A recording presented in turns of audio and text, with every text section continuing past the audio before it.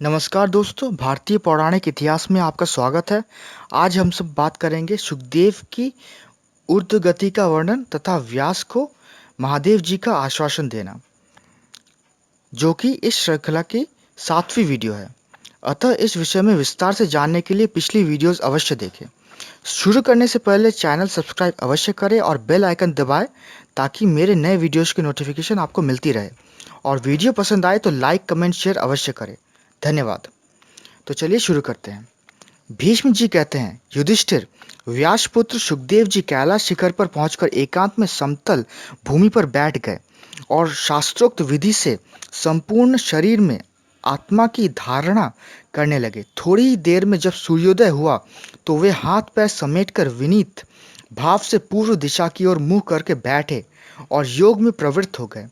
वहां पक्षी नहीं थे और किसी का कोलाहल नहीं सुनाई दे पड़ता था। उस समय वे सब प्रकार से संगों से रहित आत्मा का साक्षात्कार करके खूब हंसे। फिर मोक्ष मार्ग की उपलब्धि के लिए योग का आश्रय ले महान योगेश्वर होकर उन्होंने आकाश में उड़ने का विचार किया। तदंतर देवर्षि नारद के पास जाकर उनकी प्रदक्षिणा की और उनसे अपने योग के संबंध में इस प्रकार निवेदन किया। तपोधन, अब मुझे मोक्ष मार्ग का दर्शन हो गया। आपका कल्याण हो। अब मैं वहां जाने को तैयार हूँ। आपकी कृपा से अभिष्ट गति प्राप्त करूंगा। नारद जी की आज्ञा पाकर व्यास नंदन सुखदेव जी उन्हें प्रणाम करके पुनः योग में स्थित हुए और कैलाश शिखर से उछलकर आकाश में जा पहुंचे। फिर वायु का रूप धारण कर अंतरिक्ष में विचरने लगे। उस समय सुखदेव जी का तेज सूर्य और अग्नि के समान उद्दीप्त हो रहा था। वे निश्चयात्मक बुद्धि के द्वारा संपूर्ण त्रिलोकी को आत्मभाव से देखते हुए बहुत दूर तक आगे बढ़ गए। उन्हें निर्भय होकर शांत और एकाग्रचित्त से ऊपर जाते देख संपूर्ण चराचर प्राणियों ने अपनी शक्ति और रीति के अनुसार उनका पूजन किया। देवताओं ने उन पर दिव्य फूलों की वर्षा की। तीनों लोकों में प्रसिद्ध हुए परम धर्मात्मा सुखदेव जी पूर्व दिशा की ओर मुंह करके सूर्य को देखते हुए मौन भाव से आगे बढ़ रहे थे। थोड़ी ही देर में वे मलय पर्वत पर जा पहुंचे, जहां उर्वशी और पूर्वचित ये दो अप्सराएं सदा निवास करती हैं। ब्रह्मर्षि व्यास जी के पुत्र सुखदेव को इस प्रकार जाते देख उन दोनों अप्सराओं को बड़ा आश्चर्य हुआ। वे आपस में कहने लगी, अहो, इस वेदाभ्यासी ब्राह्मण की बुद्धि में कितनी अद्भुत एकाग्रता है, जो थोड़े ही समय में पिता की सेवा से उत्तम बुद्धि प्राप्त कर चंद्रमा के समान आकाश में विचर रहा है। यह बड़ा ही तपस्वी और पितृभक्त था। इसके पिता भी इसको बहुत प्यार करते थे, फिर भी उन्होंने इसे जाने की आज्ञा कैसे दे दी। उर्वशी की बात सुनकर सुखदेव जी ने अंतरिक्ष, पृथ्वी, पर्वत, वन, सरोवर तथा सरिताओं पर दृष्टि डाली। उस समय इन सबकी अधिशास्त्री देवियों ने हाथ जोड़कर बड़े आदर के साथ उनकी ओर देखा। तब सुखदेव जी ने उन सबसे कहा, देवियों, यदि मेरे पिताजी मेरा नाम लेकर पुकारते हुए इधर आ निकले तो आप लोग सावधानी के साथ उत्तर देना। मुझ पर आप लोगों का स्नेह है, इसलिए मेरी इतनी सी बात मान लेना। उनका कथन सुनकर समुद्र, नदी, पर्वत और वन सहित संपूर्ण दिशाओं की अधिष्ठात्री देवियों ने उन सब ओर से उत्तर दिया, बहुत अच्छा, आप जो आज्ञा देते हैं वैसा ही होगा। यह कहकर महातपस्वी सुखदेव जी सिद्धि पाने के उद्देश्य से आगे बढ़ गए। उन्होंने 4 प्रकार के दोषों को, 8 प्रकार के तमोगुणों का तथा 5 प्रकार के रजोगुण का परित्याग करके सत्व गुण को भी त्याग दिया। यह एक अद्भुत बात हुई। तत्पश्चात वे नित्य निपुण एवं लिंग रहित ब्रह्मपद में स्थित हो गए। उस समय उनका तेज धूमहीन अग्नि की भांति देदीप्यमान हो रहा था। इंद्र ने सरस और सुगंधित जल की वर्षा की और दिव्य गंध फैलती हुई परम पवित्र वायु चलने लगी। आगे बढ़ने पर श्री सुखदेव जी ने पर्वत के 2 दिव्य शिखर देखे, जिनमें एक हिमालय का और दूसरा मेरु पर्वत का था। हिमालय का शिखर रजतमय होने के कारण श्वेत दिखाई देता था और सुमेरु का सुवर्णमय श्रृंग पीले रंग का था। इन दोनों की लंबाई चौड़ाई 100-100 योजन की थी। उत्तर दिशा की ओर जाते समय वे दोनों शिखर जब सुखदेव जी की दृष्टि में पड़े तो वे निर्भीक होकर उनके ऊपर चढ़ गए। वे महान पर्वत उनकी गति को रोक न सका, उसके दो टुकड़े हो गए और सुखदेव जी आगे बढ़ गए।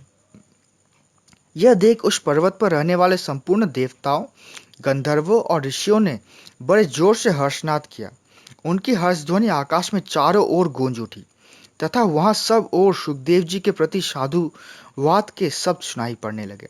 उस समय देवता, गंधर्व, यक्ष, राक्षस, विद्याधरों ने उनका पूजन किया। उनके चढ़ाए हुए दिव्य पुष्पों की वर्षा से वहां का सारा आकाश छा गया। तदंतर ऊर्ध्वलोक में जाते हुए सुखदेव जी ने आकाश गंगा का दर्शन किया। इस प्रकार उन्हें सिद्धि के लिए उत्क्रमण करते जाने उनके पिता वेदव्यास जी भी स्नेहवश उत्तम गति का आश्रय ले उनके पीछे पीछे आने लगे। पलक मारते मारते वे उस स्थान पर जा पहुंचे जहां से पर्वत को गिराकर सुखदेव जी आगे बढ़े थे। वहां उन्होंने पर्वत के दो टुकड़े देखे। उस समय वहां रहने वाले ऋषियों ने आकर व्यास जी से उनके पुत्र का वह अलौकिक कर्म कह सुनाया। तब व्यास जी ने सुखदेव का नाम लेकर बड़े जोर से क्रंदन किया। उनकी आवाज से तीनों लोग गूंज उठे। पिता की पुकार सुनकर सबके आत्मरूप सुखदेव जी ने सर्वव्यापक स्वरूप से भो इस एकाक्षर शब्द का उच्चारण करके उत्तर दिया। उस समय समस्त चराचर जगत ने उस ध्वनि का उच्चारण किया। तभी से आज तक पर्वतों के शिखर पर अथवा गुफाओं के पास जब जब आवाज दी जाती है तब तब वहां से सुखदेव जी के शब्द में ही प्रतिध्वनि निकलती है। इस प्रकार अपना प्रभाव दिखाकर सुखदेव जी अंतर्धान हो गए और शब्द आदि गुणों का त्याग करके परम पद को प्राप्त हुए। अपने अमित तेजस्वी पुत्र की यह महिमा देख व्यास जी उसकी चिंतन करते हुए पर्वत के शिखर पर बैठ गए। इतने में देवता और गंधर्वों से घिरे हुए तथा महर्षियों से पूजित पिनाकधारी भगवान शंकर वहां आ पहुंचे और पुत्र शोक से संतप्त व्यास जी को सांत्वना देते हुए कहने लगे, ब्रह्मर्षि, तुमने पहले अग्नि, भूमि, जल, वायु और आकाश के समान शक्तिशाली पुत्र होने का मुझसे वरदान मांगा था। अतः तुम्हारी तपस्या के प्रभाव तथा मेरी कृपा से तुम्हें वैसा ही पुत्र प्राप्त हुआ। वह ब्रह्म तेज से संपन्न और परम पवित्र था।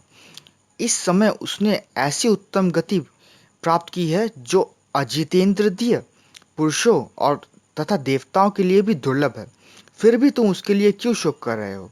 जब तक इस संसार में पर्वत और समुद्र की सत्ता रहेगी तब तक तुम्हारी और तुम्हारे पुत्र की अच्छी कीर्ति यहाँ बनी रहेगी तथा मेरी कृपा से इस जगत में सर्वदा तुम्हें अपने पुत्र की छाया दिखाई देगी। भगवान शंकर के इस प्रकार आश्वासन देने पर मुनिवर व्यास जी सर्वत्र अपने पुत्र की छाया देखते हुए बड़ी प्रसन्नता के साथ अपने आश्रम पर लौट आए। युधिष्ठिर, तुम्हारे प्रश्न के अनुसार मैंने सुखदेव जी के जन्म और परम पद प्राप्ति की कथा विस्तार से सुनाई। सबसे पहले देवर्षि नारद जी ने मुझे यह वृत्तांत सुनाया था। महायोगी व्यास जी तो बातचीत के प्रसंग में पद पद पर इस कथा को दोहराया करते हैं। जो पुरुष मोक्ष धर्म से युक्त इस परम पवित्र इतिहास को धारण करेगा वह शांति परायण होकर परम गति मोक्ष को प्राप्त होगा। तो आज के लिए बस इतना ही दोस्तों, मिलते हैं आपसे अगली वीडियो में। नमस्कार।